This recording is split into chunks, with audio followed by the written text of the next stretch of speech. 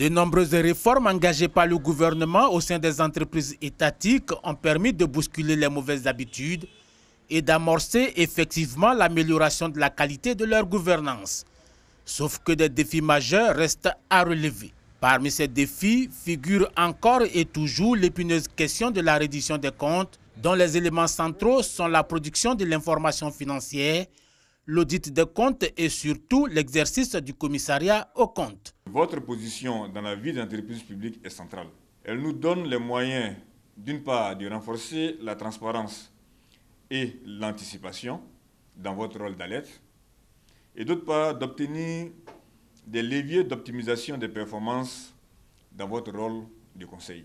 Au niveau des professionnels du chiffre, cette importante mission de certification se heurte quelquefois à l'indisponibilité des informations à auditer, ou même à des procédures et processus mal ficelés qui débouchent bien souvent sur le refus de rendre les rapports d'audit, les maquillages de chiffres ainsi que les manipulations des données comptables.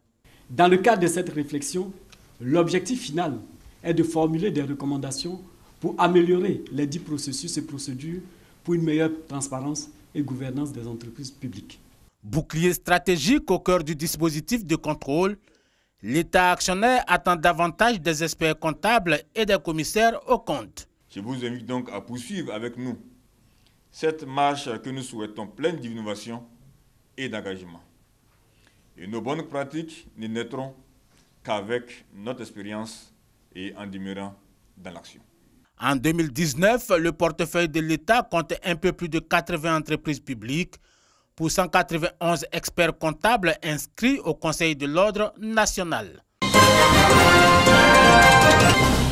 Plus de 41 milliards de francs CFA de plus-value de recettes non fiscales collectées en 2019. Le directeur général du Trésor public exhorte les agents à mobiliser davantage les ressources en interne et sur les marchés des capitaux pour financer les projets du gouvernement. Jacques Kona Assaouré les invite par ailleurs à travailler au maintien de la certification ISO 9001 version 2015. Le Trésor public certifié n'a pas droit à l'erreur. Aussi, faudrait-il que chacun d'entre nous intègre l'idée que la certification globale n'est pas un point d'achèvement, mais au contraire le début d'un nouveau parcours dans notre marche vers le sommet de la performance. La certification ISO 9001 version 2015 engage le Trésor public à maintenir les principes de management de la qualité, une approche orientée client, l'engagement de la direction générale à améliorer les différents services. Par exemple, quand vous posez une plainte ou une réclamation, nous avons l'exigence de traiter ça au bout de 7 jours ouvrés.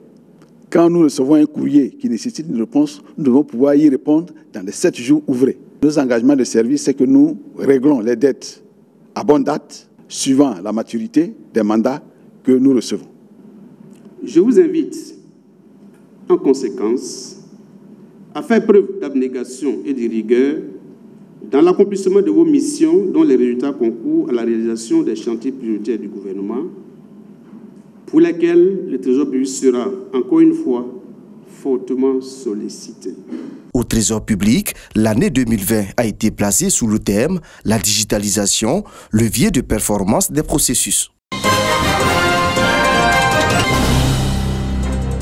Droit et protection de l'enfant en Afrique est la toute première publication de Goli Kwaku Frank, spécialiste en droit de l'enfant. Cet ouvrage se veut être un outil favorable au développement de la communication sur les droits et la situation des enfants en Afrique. Dans cet ouvrage de 211 pages, l'auteur appelle à une prise de conscience sur les droits de l'enfant en Afrique. Notre continent est malheureusement sujet de nombreuses versions des droits de l'enfant et c'est une contribution à la synergie de toutes nos forces pour pouvoir faire avancer les droits de l'enfant en Afrique. Il y a beaucoup à faire, nous sommes tous des défenseurs des droits de l'enfant. L'objectif est de sensibiliser tout le monde, qu'on soit acteur politique, acteur religieux, qu'on soit acteur de la société civile, qu'on soit même simples parents, que nous puissions atteindre l'objectif des zéro violation des droits de l'enfant d'ici 2030. Droit et protection de l'enfant en Afrique s'adresse aux parents, enseignants, animateurs d'émissions éducatives et à toutes ces personnes qui vivent et travaillent au quotidien avec des enfants et adolescents.